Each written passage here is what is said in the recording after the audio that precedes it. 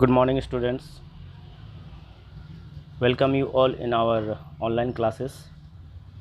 Students, we are studying about human resources.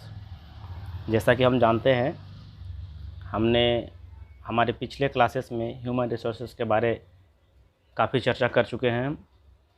Human resources being are the most significant resource of the earth surface, everybody know, and human are one of the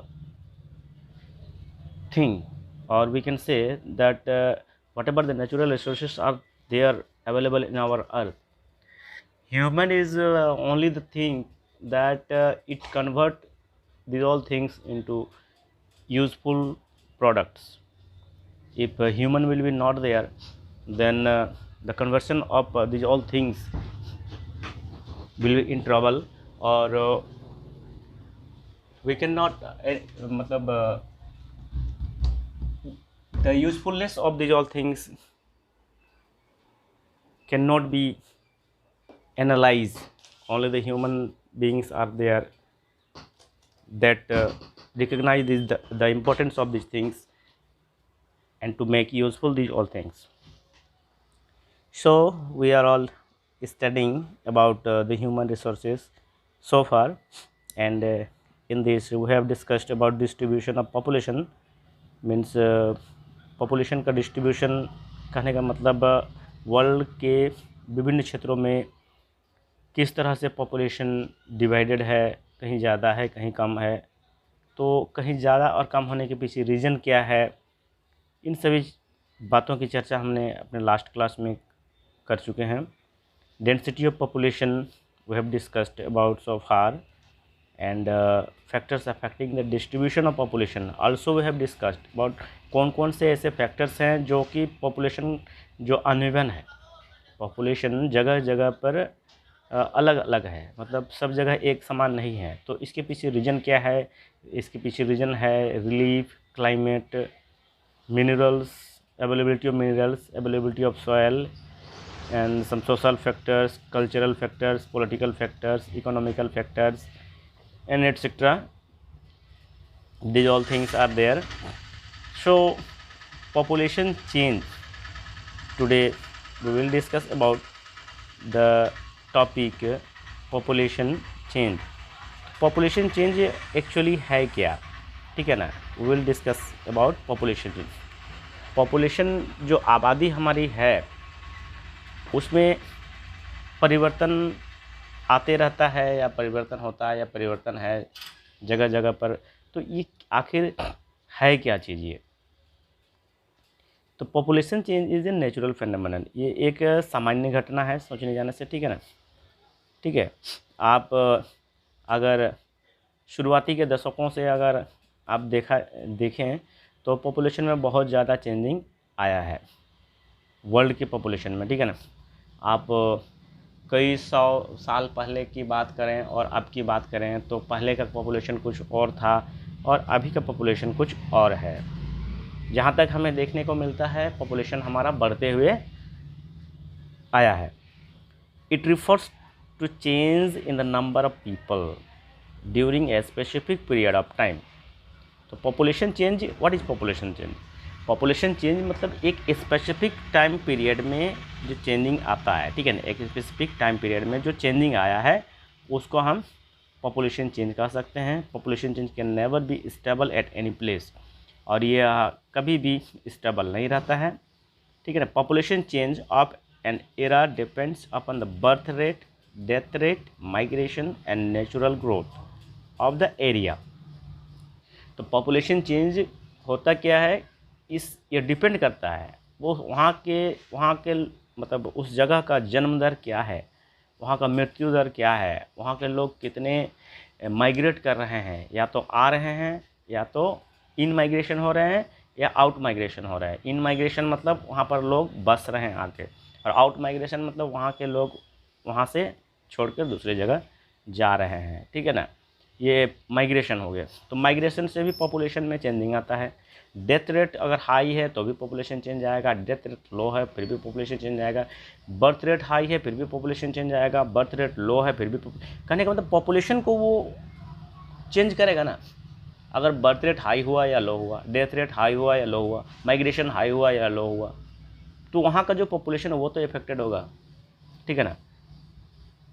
और वहाँ पर का natural growth किस तरह का है, natural growth करने का मतलब वहाँ की प्राकृतिक जो संपदा है उसकी अवेलेबिलिटी क्या है, उसका ग्रोथ क्या है, ये डिपेंड करता है वहाँ का पॉपुलेशन चेंज पर।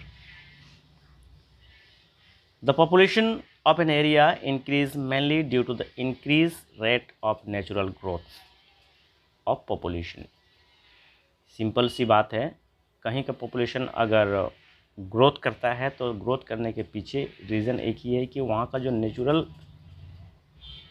ग्रोथ है वो हाई है। कहने का मतलब जहाँ पर नेचुरल रिसोर्सेज का अवेलेबिलिटी ज़्यादा रहेगा वहाँ पर लोगों को ज़्यादा रोज़गार मिलेगा और लोग वहाँ पर बसना पसंद करेंगे और अपना जीवन यापन करना पसंद करेंगे।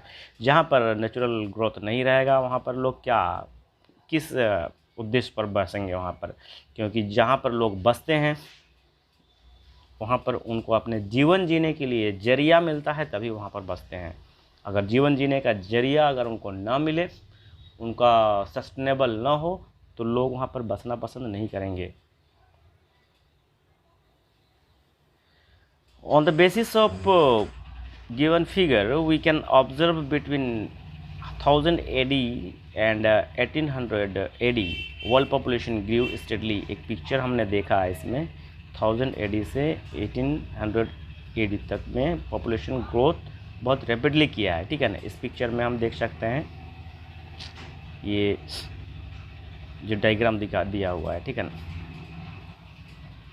During this period natural growth population was low steadily grew steadily, मतलब उस समय उतना ज़्यादा ग्रोथ नहीं किया है। देखिए यहाँ से 1000 AD में आपका 265 था और वहाँ से 1800 में देखिए 900, तो ज़्यादा उतना इस ड्यूरेशन में उतना ज़्यादा ग्रोथ नहीं किया जितना कि 1950 से 2025 में किया है। देखिए 1950 में आपका 2500 पॉपुलेशन था और यहाँ पर आ गया, ठीक है ना, 6000 आ गया आपका 1999 में, ठीक है ना। तो ये ग्रोथ थोड़ा सा रेट हाई ही कह सकते हैं हम, ठीक है। तो let us think go through some important words just like birth rate, ठीक है ना। Birth rate is nothing but birth rate is the number of lives birth per 1000 people, okay, and death rate refers to the number of deaths per 100,000 people। मतलब 1000 लोगों में कितना का मृत्यु होता है, या तो 1000 लोग मतलब कितना जन्म होता है और कितना मृत्यु होता है, इसको हम लोग 1000 पीपल के एवरेज में मेजरमेंट करते हैं, ठीक है ना। ये डेथ रेट हो गया और ये बर्थ रेट हो गया, ठीक है। माइग्रेशन क्या है, ये movement of people in and out of area. Migration क्या है, किसी भी एरिया में इन होता है या वहाँ से आउट होता है, ये हमारा माइग्रेशन है। इन माइग्रेशन एंड आउट माइग्रेशन, जैसा कि हमने चर्चा किया अभी, इन माइग्रेशन हो गया आपका किसी भी जगह पर आना, ठीक है ना, और आउट माइग्रेशन हो गया आपका, इन माइग्रेशन को इमिग्रेशन कहते हैं और आउट माइग्रेशन को एमिग्रेशन कहते हैं, ठीक है ना। इसमें लोग आउट माइग्रेशन में लोग बाहर जाते हैं, ठीक है ना, रोज़गार के तलाश में एक जगह से दूसरे जगह बाहर चल जाते हैं। नेचुरल ग्रोथ क्या है, नेचुरल ग्रोथ मतलब natural growth the difference between the death and birth rate of the natural of the nation of a nation is known as the natural growth of population। देखिए natural growth generally growth of nature, लेकिन natural growth of population अगर कहा जाता है, ठीक है ना, natural growth of population कहा जाता है, तो नेचुरल ग्रोथ ऑफ पॉपुलेशन होता है आपका बर्थ रेट और डेथ रेट के बीच, ठीक है ना, जो डिफरेंस होता है उसको हम लोग नेचुरल ग्रोथ कहते हैं of population, natural growth of population कहते हैं, ठीक है।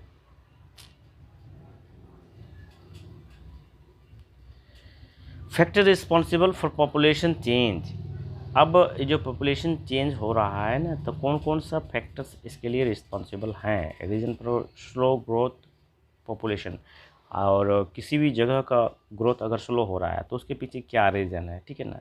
Late us see some reasons. Low rate of life expectancy, वहाँ पर लाइफ मतलब जीने के लिए एक्सपेक्टेंसी बहुत कम है। तो कहने का मतलब जीवन यापन करने के लिए उचित संसाधन उपलब्ध नहीं होंगे, ठीक है ना, सस्टेनेबल नहीं होगा। Life expectancy is the number of years that an average person can expect to live. मतलब लाइफ ऑफ एक्सपेक्टेंसी मतलब क्या, मतलब कई सालों तक वहाँ पर वो सरवाइव कर सके, रह सके, जीवन यापन कर सके, ये है वो लाइफ ऑफ। ऐसा नहीं कि लाइफ ऑफ एक्सपेक्टेंसी मतलब गए और कुछ क्षण के लिए हमें अच्छा लगा और कुछ क्षण के लिए हम जी सकें, ऐसा नहीं। कुछ सालों तक, ठीक है ना, बहुत सालों तक अगर वहाँ पर हम सरवाइव कर सकते हैं, कहने का मतलब हम अपना जनरेशन वहाँ पर, हमारा जनरेशन वहाँ फल फूल सकता है या विकास कर सकता है, डेवलप कर सकता है, तो उसको हम लोग लाइफ एक्सपेक्टेंसी का दर्जा दे सकते हैं, कह सकते हैं। Lack of proper hygiene and nutrition. अब कहीं पर अगर प्रॉपर हाइजीन नहीं हो, न्यूट्रिशन नहीं हो, तो वैसे जगहों पर हम वहाँ का जो ग्रोथ रेट है पॉपुलेशन का वो स्लो होगा। लैक ऑफ हेल्थ फैसिलिटीज़, सीधी सी बात है, हेल्थ फैसिलिटीज़ भी होनी चाहिए, अगर हेल्थ फैसिलिटीज़ नहीं है तो भी स्लो होगा। हाई डेथ रेट, अगर कहीं का डेथ रेट हाई है तो वहाँ पर भी ग्रोथ स्लो होगा। अब किसी को कहा जाए कि ज्वालामुखी वाले एरिया में, ठीक है ना, जहाँ ज्वालामुखी फटती है या तो जहाँ बहुत ज़्यादा गर्म जगह है, या तो हम कह सकते हैं कि बहुत ज़्यादा बर्फीला जगह है, वैसे जगहों में अगर आपको रहने के लिए कहा जाए तो क्या आप रह सकते हैं? तो it is impossible to survive over that those places. Okay, and next thing is the reason of rapid growth of population. अब रैपिड ग्रोथ पॉपुलेशन कहाँ करता है, कहने का मतलब ग्रोथ कैसे ज़्यादा बढ़ता है और कहाँ बढ़ता है, कैसे जगह में बढ़ता है। Proper and sufficient food supply जहाँ पर हो, मॉडर्न मेडिकल फैसिलिटीज़ जहाँ पर हो, ठीक है ना। And another thing is migration. Migration करने का मतलब ग्रोथ का बात कर रहे हैं हम अगर ग्रोथ की बात करें तो माइग्रेशन मतलब आपका इन माइग्रेशन होगा, आउट माइग्रेशन नहीं। इन माइग्रेशन मतलब वहाँ पर लोग जाके बस रहे हैं, ठीक है। So migration refers to the movement of people in and out of an area. तो migration होता है। Migration also affect the population growth of a region. People migrate from one country to another country in search of better opportunities or better living conditions. For example, कोई भी व्यक्ति एक जगह से दूसरी जगह जाता है, एक कंट्री से दूसरी कंट्री जाता है, किस लिए? कि वहाँ पर वो अच्छी तरह से जीवन यापन कर सके, हैं, उसको जॉब अपॉर्चुनिटी मिल सके, बहुत सारे चीज़ें हैं। जैसे कि लोग यूएसए, ऑस्ट्रेलिया, हैं, जाते, वहाँ का पॉपुलेशन बढ़ रहा है, बढ़ने के कारण क्या है, वहाँ पर इन माइग्रेशन हो रहा है। A huge number of people arrive in this countries in get of job, in get good jobs, good education, better life, whereas population of developing countries such as Sudan get decreased due to the impact of out migration. अगर हम USA और other developed country की बात करें तो वहाँ पर इन migration होने के कारण वहाँ पर का पॉपुलेशन बढ़ रहा है, और डेवलपिंग कंट्री लाइक सूडान की बात करें तो सूडान में यहाँ का पॉपुलेशन घट रहा है, डिक्रीज हो रहा है, क्योंकि यहाँ के लोग आउट माइग्रेशन कर रहे हैं। The general trend of international migration is from the developing countries to the developed countries. जो डेवलपिंग कंट्री हैं वहाँ के लोग डेवलप्ड कंट्रीज़ की ओर माइग्रेट कर रहे हैं, और यही माइग्रेशन के कारण वहाँ का पॉपुलेशन चेंज हो रहा है, ठीक है। तो ये हमारा फैक्टर्स था, ठीक है ना, कि slow growth rate of population और rapid growth rate of population के पीछे, ठीक है। तो I hope so you have understood very well this topics. Next thing we will discuss about the population growth in India. Now let us see about the India condition of India. Okay, India has also followed the rate of the world's population growth rapidly. Rapidly rising population of India is shown by the following graph. इस graph में हम देख सकते हैं कि India का जो population growth है वो बहुत तेज़ी से बढ़ा है, ठीक है ना।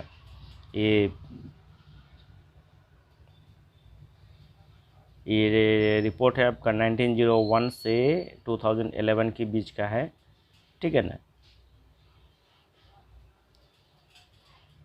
let us discuss about the population in India.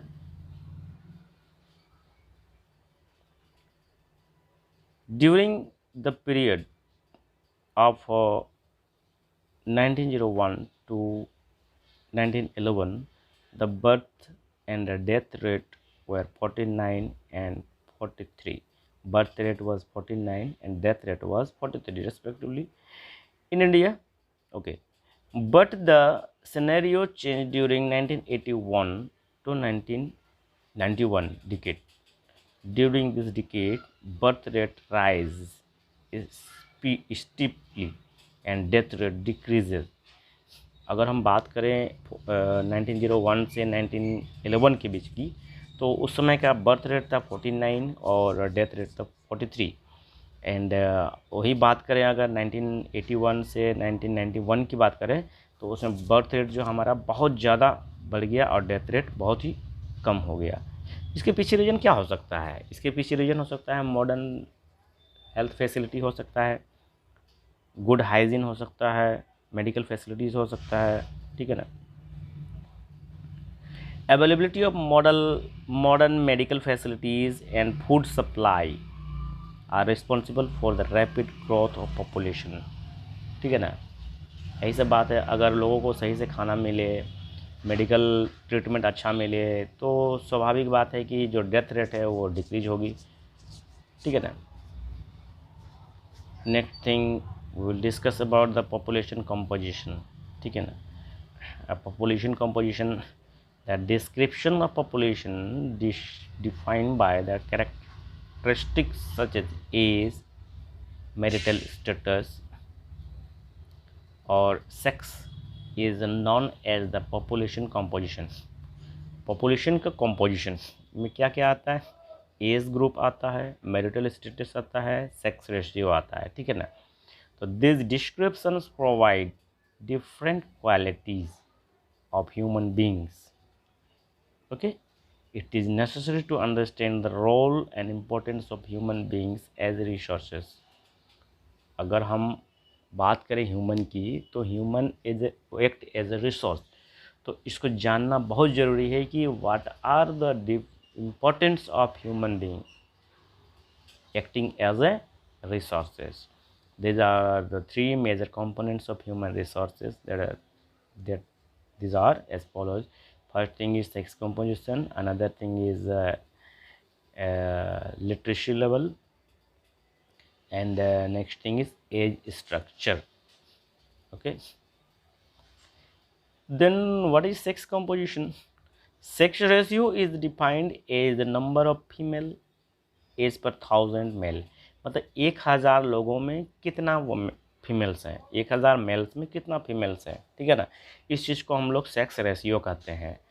जैसे कि हम देख सकते हैं अभी, if there are 900 females to every 1000 males, ठीक है। एवरी मतलब हर 1000 मेल्स पर 900 फीमेल्स अगर हैं, it means the sex ratio of female to male is 9:1000 और it can be expressed as like this. Ratio आप लोगों ने पढ़ा होगा मैथमेटिक्स में, ठीक है ना। 900 रेशियो 1000 मतलब 1000 लोगों में 900 वोमेन। ये हो गया आपका मेन और ये हो गया वोमेन। क्लियर?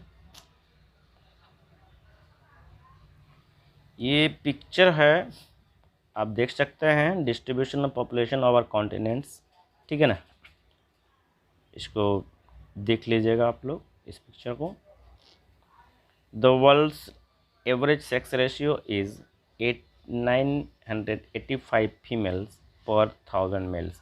अगर वर्ल्ड का सेक्स रेशियो की बात करें तो आपका 985 वुमेन है कि रेशियो आपका 1000 मेल्स में है, ठीक है ना। ये आपका वर्ल्ड रेशियो हो गया, ठीक है। Asia has much lower female population as compare to the developed countries such as Europe and North America, ठीक है। एशिया का जो फीमेल पॉपुलेशन की बात अगर करें तो ये लोअर है, ठीक है ना। जैसे कि हमारे यूरोप और नॉर्थ अमेरिका जो डेवलप कंट्री है उनके डिफरेंस में little difference between the number of males and females does not matter, ठीक है ना। अगर थोड़ी बहुत चेंजिंग रहती है तो उसमें वो अंतर नहीं पड़ता है, लेकिन अगर ये रेशियो जो दिख रहा है ये अगर ज़्यादा रहा, जैसे कि 800 रेशियो 1000 अगर रहा तो ये थोड़ी सी मुश्किल की बात है और दिक्कत की बात है, ठीक है ना। But if the male and female differences is large it is called unfavourable sex ratio. So आप लोगों को जानना बहुत ज़रूरी है कि फेवरेबल रेशियो और अनफेवरेबल रेशियो क्या होता है। फेवरेबल रेशियो होता है आपका कि उसका जो रेशियो लेवल है उसमें ज़्यादा डिफरेंस नहीं आना चाहिए, और अनफेवरेबल रेशियो क्या होता है, अनफेवरेबल रेशियो होता है उसके बीच का डिफरेंस जो है वो ज़्यादा रहेगा, ठीक है ना। In Asia sex ratio is unfavourable. अगर एशिया की बात करें तो यहाँ का सेक्स रेशियो मेरा हमारा अनफेवरेबल है, ठीक है ना। Unfavourable to females and it is unfavourable to male in Europe, ठीक है। चलिए, an unfavourable ratio always carries negative impact on the social, cultural, economical structure of nation. अगर मेल और फीमेल का रेशियो अगर अनफेवरेबल रहता है तो ये हमारे देश के विकास में, हमारे कल्चरल विकास में, इकोनॉमिकल डेवलपमेंट में और बहुत सारे सोशल डेवलपमेंट में हमारे किसी भी राष्ट्र को प्रभावित कर सकती है। In India sex ratio is not balanced. अगर हमारे देश की बात करें तो हमारे देश का सेक्स रेशियो जो है बैलेंस्ड नहीं है। Nations average sex ratio is 939 females per 1000 mails, बहुत ज़्यादा डिफरेंस है, ठीक है ना। In our country Kerala and Puducherry have more females than males, whereas Haryana, Punjab and Delhi have less female than males. कहने का मतलब अगर हम पुदुचेरी और केरला की बात करें तो वहाँ पर फीमेल्स ज़्यादा हैं, और अगर हम दिल्ली, पंजाब, हरियाणा की बात करें तो यहाँ पर मेल्स ज़्यादा हैं, फीमेल्स कम हैं। तो ये जो अनइवन कहेंगे तो इसको हम अनफेवरेबल सेक्स रेशियो कह सकते हैं।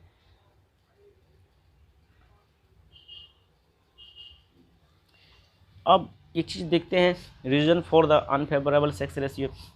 तो इसके पीछे रीज़न क्या है, इसके बारे में भी चर्चा किया जाए। तो the reason of unfavourable sex ratio in India are as follows. पहला तो है लिटरेसी लेवल, दूसरा फीमेल फोर्टिसाइड मतलब समझ रहे हैं, जो बच्चियां जो छोटी पैदा होती हैं उनको जन्म के बाद ही उनको, जिसको भ्रूण हत्या कह सकते हैं हम लोग, ठीक है ना। मतलब अगर चेक कराया जाता है, ये तो गैर कानूनी है एक हिसाब से, जो मतलब लड़का है या लड़की है इसको चेक कराया जाता है, अगर लड़की निकला तो उसको मार दिया जाता है। तो ये बहुत ही जघन्य अपराध है और ऐसा नहीं होना चाहिए, और इसी कारण से आज हमारे देश की जो सेक्स रेशियो अनबैलेंस्ड है।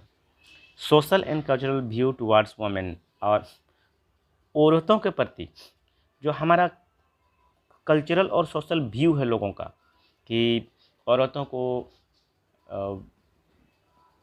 कम आंका जाता है या तो कम काबिल समझा जाता है, उनको उनके अंदर में काबिलियत होने के बावजूद भी उनकी काबिलियत को, उनकी दक्षता को प्रदर्शन करने का मौका नहीं दिया जाता है। इसी कारण से मतलब हमारे देश की जो महिलाएं हैं, जो औरतें हैं, उनको दबाया जाता है, उनको सिर्फ एक आम गृहिणी बना के रखा जाता है। तो ये भी एक बहुत बड़ा फैक्टर है, बहुत बड़ा कारण है हमारे देश की ये जो सेक्स रेशियो का अनबैलेंस्ड होने के पीछे, ठीक है ना। Negligence of women at every aspect of life, जिसे हमने कहा कि औरतों के अंदर में काबिलियत होने के बावजूद भी उसको हम नेग्लेक्ट किया जाता है हमारे सोसाइटी के द्वारा, ठीक है ना। So another thing is what, another thing is literacy level. एक तो हमको समझ में आ गया ये बात, ठीक है ना।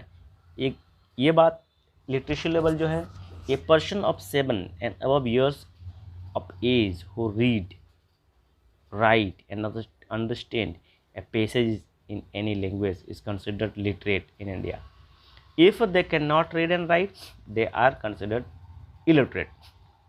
अगर 7 साल से ऊपर या 7 साल का कोई भी व्यक्ति हो या बच्चा हो, अगर वो किसी भी लैंग्वेज पढ़ सकता है, लिख सकता है, तो उसको हम लिटरेट कहते हैं। अगर ऐसा नहीं कर सकता है, वो इलिटरेट है। In India, literacy is more among rural people than people living in urban areas. तो गांव में लोग थोड़ा सा ज़्यादा अशिक्षित हैं, इलिटरेट है, जैसा कि जितना कि आप अर्बन एरिया में थोड़ा सा लिटरेट पीपल लोग रहते हैं, ठीक है ना। It is also more among women than men. Census survey of the year 2011 has revealed that the literacy rate in India has considerably improved over the previous year. अगर हम 2011 में जो सेंसस हुआ था, जनगणना हुई थी, उसकी बात करें तो पिछले दशकों से अभी बहुत हद तक सुधार आ चुका है इस लेवल में, लिटरेसी लेवल में। देखिए यहाँ पर एक डायग्राम बना हुआ है, लिटरेसी लेवल इन इंडिया 2011 की बात करें तो 74.04% एवरेज माना गया है, ठीक है ना। इसमें मेल का लिटरेसी लेवल है आपका 82.14 एंड फीमेल का 65.46 according to the census of 2011. India has made considerable progress in improving its literacy status. So next thing we will discuss about the age structure regarding this. So population of country is divided into 3 different age groups: 0 to 14 years, 15 to 64 years, and 65 and the above. This division is called age structure. Age structure मतलब as को 3 भागों में बांटा गया है, दूसरा तीसरा, ठीक है। It helps us to plan and evaluate various aspects of economical development. और इसी के हिसाब से हमारा जो डेवलपमेंट का काम होता है कंसिडर किया जाता है कि किस एज ग्रुप के लोगों को किस तरह का काम किस तरह के एज ग्रुप के लोगों से संपादित किया जा सकता है। 0 to 4 ईयर्स एज ग्रुप को क्या कहा जाता है? This age group is considered to be unproductive. अब 0 से 14 ईयर्स के बच्चों से कुछ उम्मीद नहीं किया जा सकता है, वो प्रोडक्टिव नहीं हो सकते हैं क्योंकि वो अपने ही दूसरे के सहारे से जीते हैं, इसलिए उनको प्रोडक्टिव नहीं कहेंगे। लेकिन 15 to 64 ईयर्स वाले जो हैं इसको हम प्रोडक्टिव कह सकते हैं और ये देश के आर्थिक विकास में अपना योगदान निभा सकते हैं। और दूसरी बात 65 ईयर्स एंड अबव को हम अनप्रोडक्टिव कहेंगे क्योंकि उसके बाद लोग बूढ़े हो जाते हैं, उनके पास काम करने की क्षमता उतनी नहीं रहती है। इस तरह से जो एज ग्रुप है इसको डिवाइड किया गया है 3 पार्ट्स में। Next thing we will see the population pyramid. Okay, and I hope so this is almost the last part from this chapter. Okay, so population pyramid क्या है? population pyramid कहने का मतलब एक population का ग्रोथ रेट कहेंगे हम या तो एक स्ट्रक्चर कहेंगे, ठीक है ना। The distribution of various age group in the population is shown by the age structure age structure diagram. This age structure diagram looks like let's see the diagram. Okay, it looks like a pyramid. So population pyramid, high birth rate and death rate. देखिए population pyramid, high birth and death rates. This type of pyramid shows that many children were born every year. मतलब birth rate भी high रहता है, but they die in their infancy, लेकिन बचपन में ही वे मर जाते हैं, ठीक है ना। ये हो गया आपका high birth high death. A population pyramid that shows high birth and death rate has a broad base and narrow top। कहने का मतलब अगर इसमें देखा जाए तो इसका बेस जो होता है ब्रॉड रहता है। ये ब्रॉड मतलब यहाँ बर्थ रेट भी हाई है और डेथ रेट भी हाई है।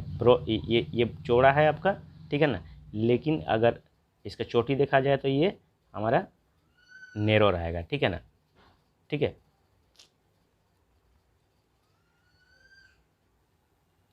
Okay, so they are very few adult and old people. कहने का मतलब एज ग्रुप, इसमें देखिए इस डायग्राम में बहुत अच्छी तरह समझ जाएंगे। एज ग्रुप अगर देखें आप 0 to 4 years and 70 to 74 years. 0 to 4 years के में बहुत ज़्यादा मतलब जन्म दर बहुत ज़्यादा हाई है यहाँ पर, ठीक है ना, लेकिन धीरे धीरे लोग इधर डेथ रेट जो है वो हाई होते गया, तो यहाँ पर जो है 70 से 74 एज तक में, 65 से 69 तक एज में जो पीपल का जो मेजॉरिटी है वो घटते गया है। यहाँ पर देखिए इधर घटते गया है और इधर बढ़ते गया है, ठीक है ना। Next thing, population pyramid less death rate than birth rate, less death rate than birth rate, मतलब population pyramid of such countries that have less death rate are broader in younger age group.